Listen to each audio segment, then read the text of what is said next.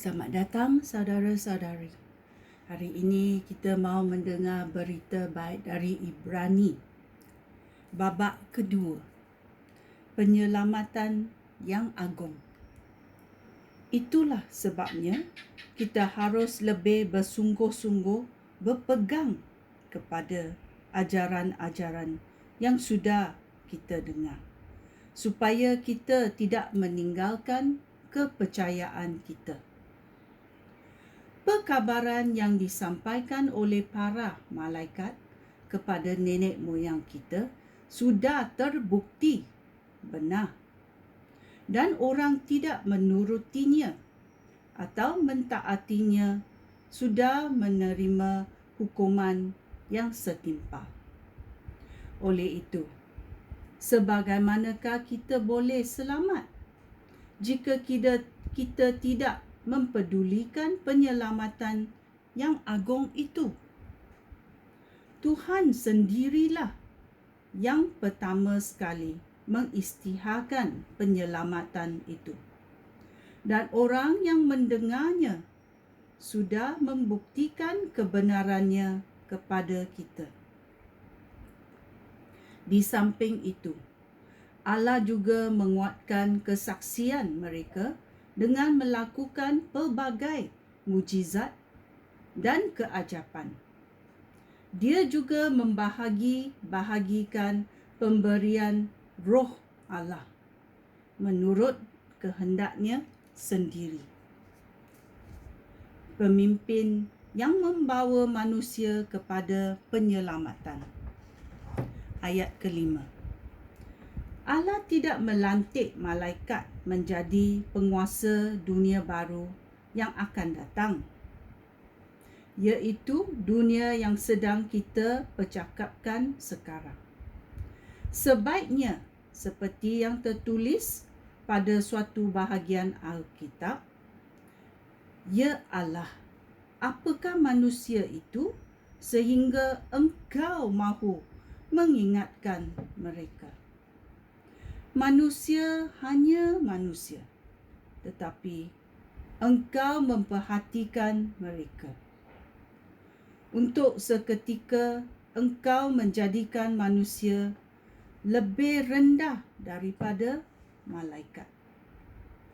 Engkau mengurniakan manusia kemuliaan dan kehormatan, serta menjadikan manusia penguasa atas segala sesuatu."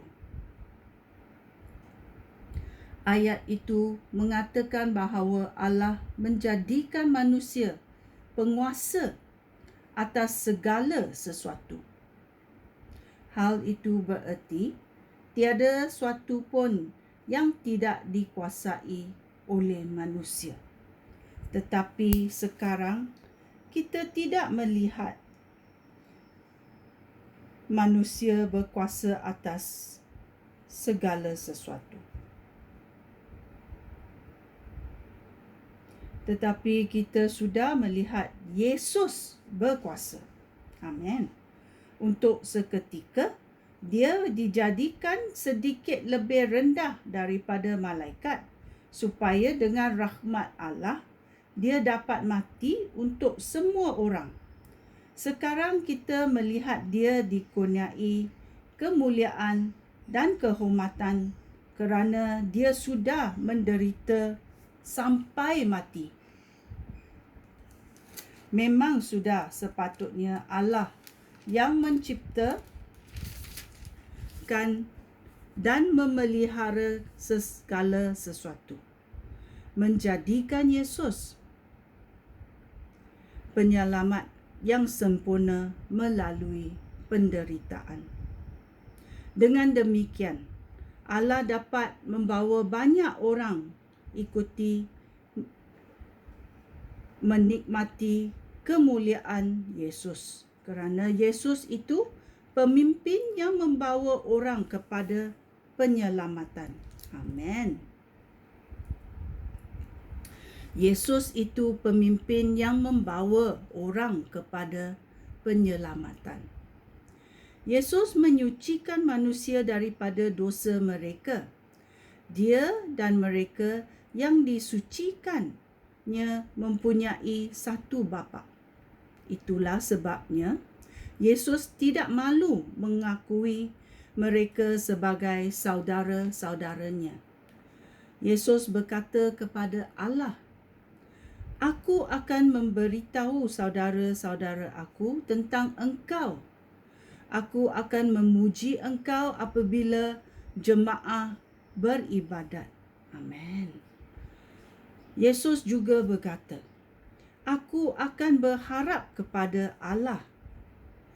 Yesus berkata juga, "Inilah aku bersama-sama anak-anak yang telah diberikan oleh Allah kepada aku."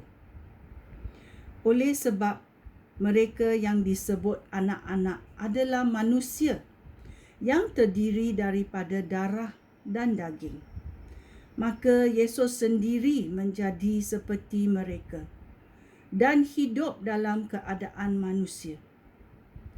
Dia berbuat demikian supaya dengan kematiannya dia dapat memusnahkan iblis yang menguasai kematian.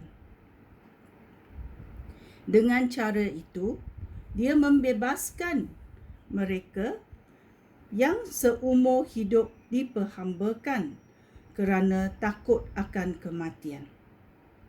Nyatalah bahawa bukan malaikat yang ditolongnya, tetapi dia menolong keturunan Abraham, iaitu keturunan manusia. Hal ini bererti dia harus menjadi seperti saudara-saudaranya dalam segala hal. Dengan demikian, dia dapat menjadi imam agung yang setia dan berbelas kasihan. Dengan pelayanannya itu, dosa manusia dapat diampunkan. Dengan pelayanan Yesus itu, dosa manusia dapat diampunkan. Oleh itu, sekarang Yesus dapat menolong mereka yang kena cobaan kerana dia sendiri pernah dicobai dan menderita. Ya, sungguh baiknya Tuhan Yesus kita, kerana Tuhan Yesus mengalami penderitaan dan dia tahu kesengsaraan yang kita alami dalam hidup ini. Tetapi tabahkan hati, kerana Yesus sendiri pernah dicobai dan menderita. Dia tahu dan dia akan menyenangkan hati kita bila kita tabah dan percaya kepadanya. Sekian, terima kasih. Shalom.